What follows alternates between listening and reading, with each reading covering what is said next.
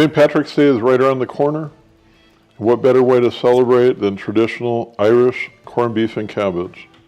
Hey, great to see you. We got St. Patrick's Day coming up. We wanted to come up with something, a special recipe for you crazy animals.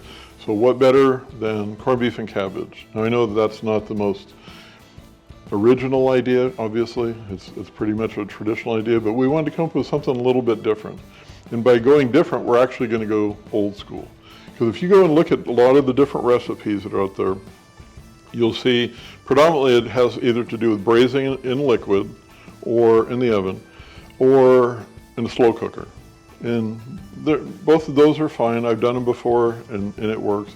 But the thing is, I think people have kind of gotten away from tradition and they go into a lot of crazy stuff. Now, obviously, you hear real common Guinness or stout beer, doing things like that. Onions, garlic, all those things are amazing and we use them all the time.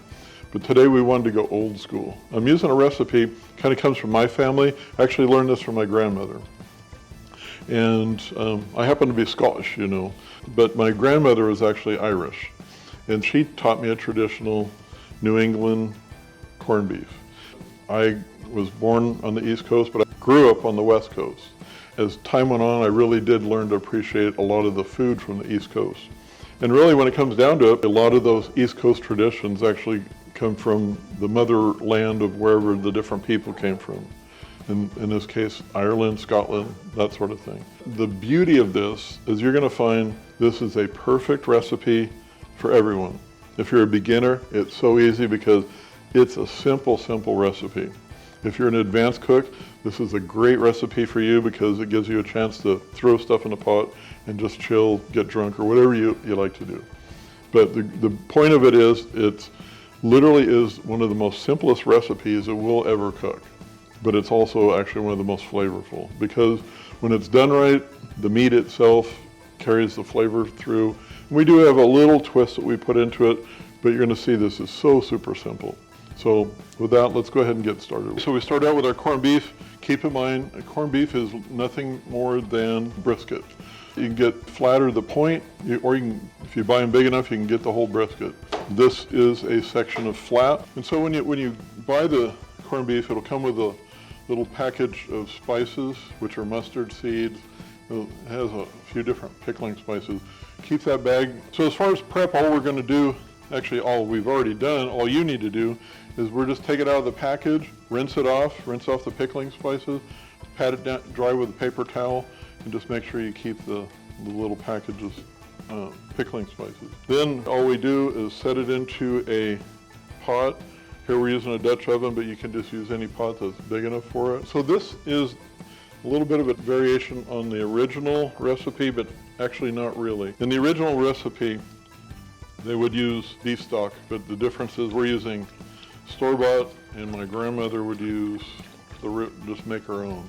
So if you want to roast bones and do that, that's fine. And the amount, we're only going to put in enough to cover the corned beef.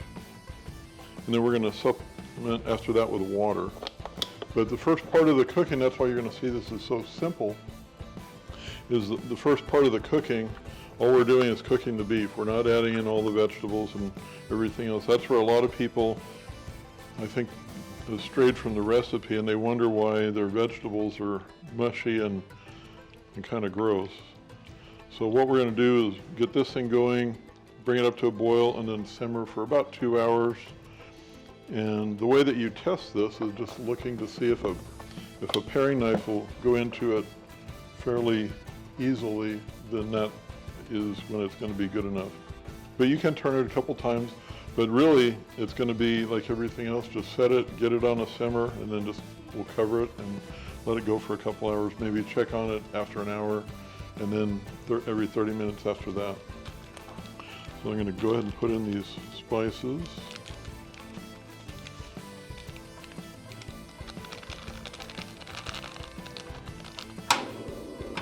We're just going to let that come up to a boil, and we'll come check on it in a minute and get it started. We're getting up close to being up at a boil. Now if you look, a couple things have happened. First off, as I said, I put in the the 2 things of beef broth, which came pretty close to covering it. Then I added just enough water in there to cover this with this.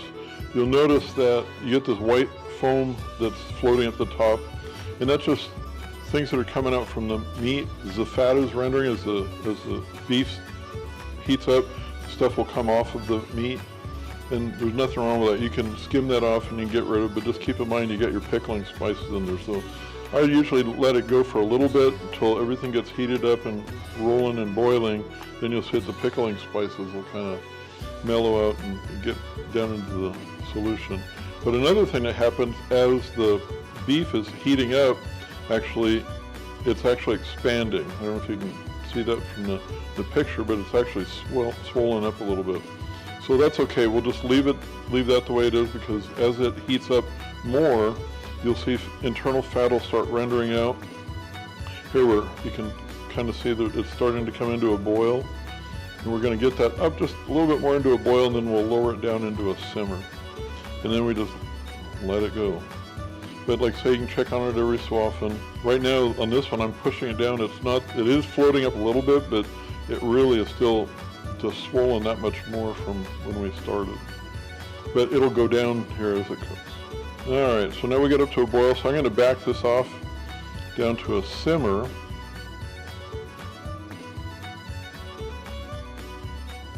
And then I'm actually going to transfer this to a stove to simmer, so we can show you how to prep the vegetables, which is very easy, very quick and easy.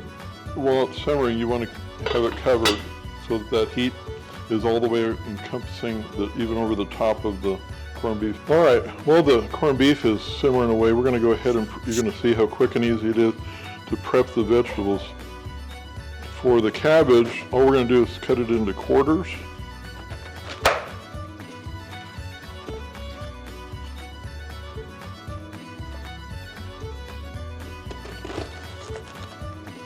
And then, once you get it there, go ahead and cut out the core. And if you want to, you can break them up even smaller, but that's what we're going to do. And you can see that's the center core that we're taking out, but just, you can go and dig for it now, or it's just as easy to cut them out as you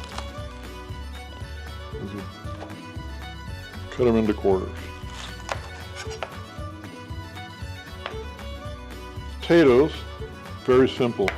All we did was we washed these. We're going to cut them in half. If you want to, you can peel them. If you don't like the peels, you can cut them into cubes.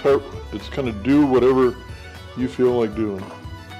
We're trying to keep it as simple as possible, so that's why we're going with it. And red skin potatoes definitely are not a bad thing to have, the skin.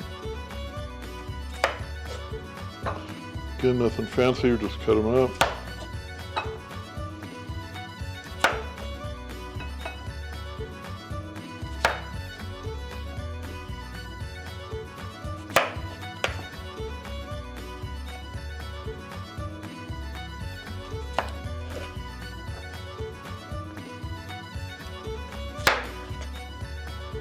And carrots, we washed them, peeled them, cut the ends off, and now you just cut them into pieces that you feel you want to do. If you want to get fancy, you can do that too.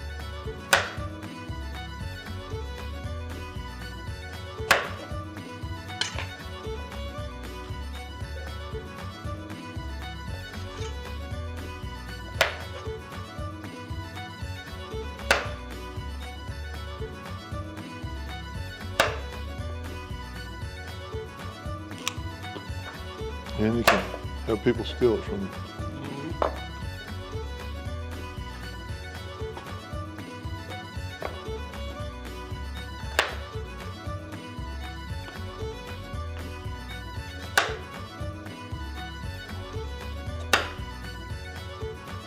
I'll just leave that one.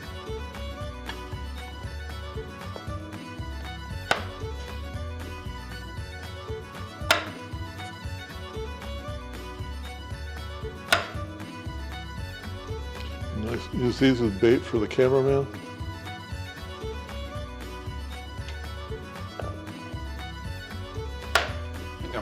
be chewy. That's all right.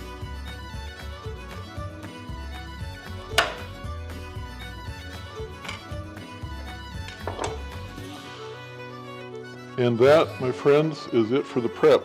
Now we just wait for the corned beef to finish doing its thing. Well, normally we would leave this, like I said before, covered for about an hour or so, but I wanted to check it just to show you the difference. Here you can see all the pickling spices have now incorporated into the solution. It's nowhere anywhere close to being done, but that's just for your benefit. All right, so now we're coming up on an hour, so we're going to go ahead and check this a little bit. You can see everything is mellowed out. I'll bring up the heat just a tiny bit. But this is a good time. We didn't do it on purpose in the beginning. We did not add salt and pepper. We're going to do that now to check our seasoning. You can see you get a little bit of fat floating on the top, so just go ahead and taste this a little bit. Just taste for salt and pepper. Yeah, it needs a little bit.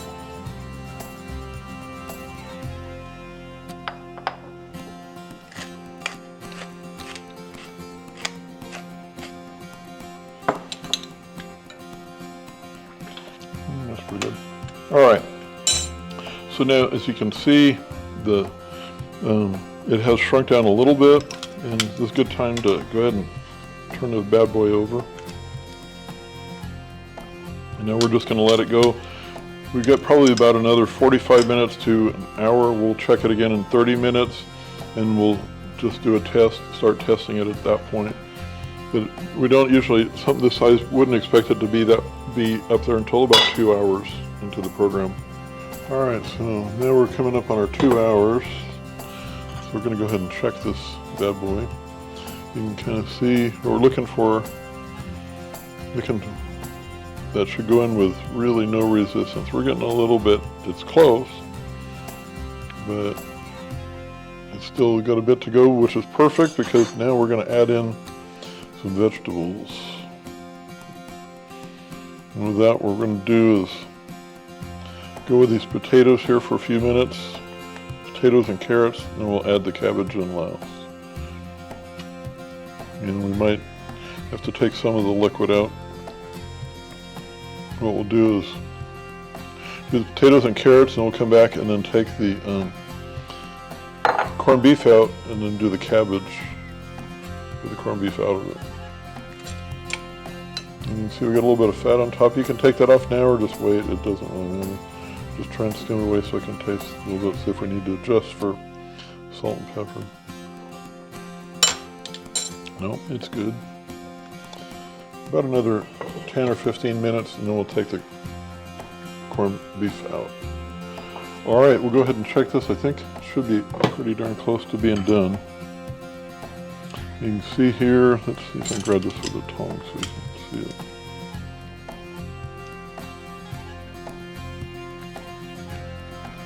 You can see here we're looking at how much resistance we're getting with that, and it's pretty darn good. So we can go ahead and take this out of the water, and we'll add our cabbage in. Use a fork for that. They're probably about halfway.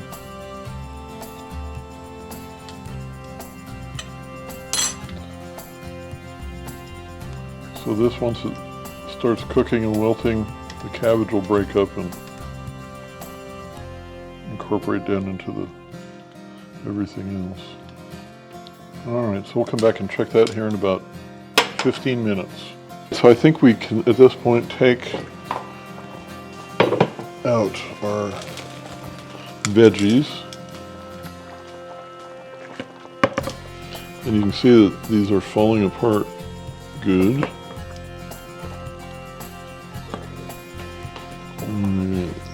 This might work a little bit better.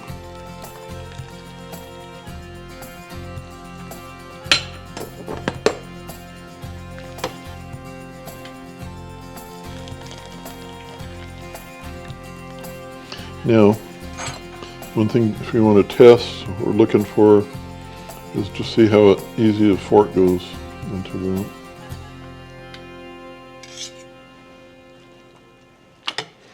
And the same with the potato, you can see.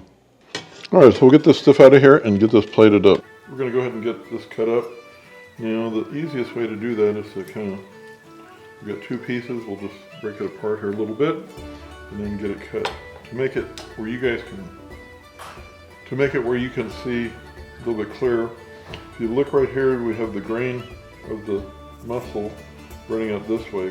So we want to cut against the grain to best deal with it for tenderness. And to do that, we are going to go at about an angle like this.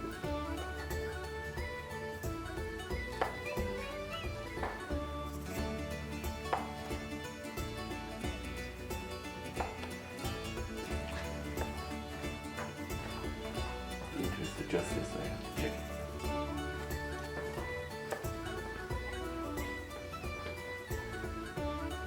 Then you look at this. We have the muscle fibers running this way, so we will cut it this way.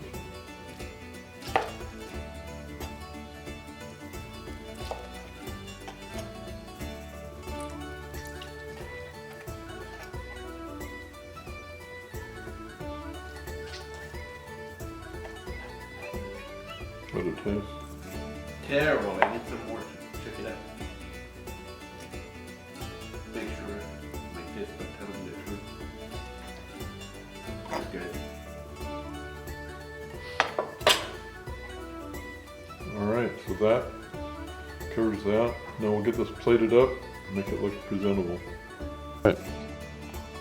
So now all that's left is to do a taste test, but you can see the meat breaks apart. This actually worked out really nice. The vegetables are nice and tender. All we did was smash potatoes down, put a little bit of butter, on the cabbage, on the carrots, and on the cabbage. And we'll add in a little bit of salt and pepper. Not much, because the broth was already seasoned for that, but a little bit won't hurt. Now the only thing to do is to do a taste. Alright, so try the cabbage before we do the meat. That was really good. That's really some really good flavor. Go ahead and try some of the meat.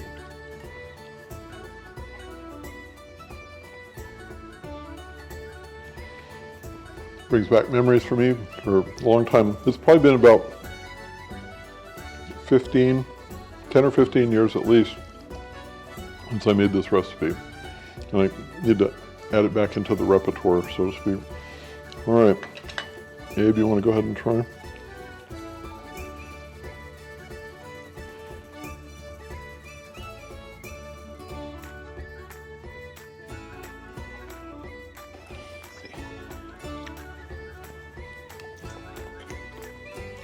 Oh, really, really good. Give me a piece of meat, man. And it's okay, you can give me the whole thing. All right, there you go. Sacrifice I have to make. Cooked well. Really good. All right, so there you have it. Okay, as we always say, please make this recipe and come back and leave a comment. Tell us what you think. Pretty sure you're going to enjoy this. Your family will enjoy this for St. Patrick's Day. If you have any questions about this or any of our recipes, don't hesitate. Reach out to us either in the comments section or in our Facebook group. We do have a lot of people that are active there. So if you haven't joined that yet, it's a good place to go and kind of hang out with us. If you want to check out our newest video, go ahead and click up here. And with that, thanks for watching, and we'll see you in the next video.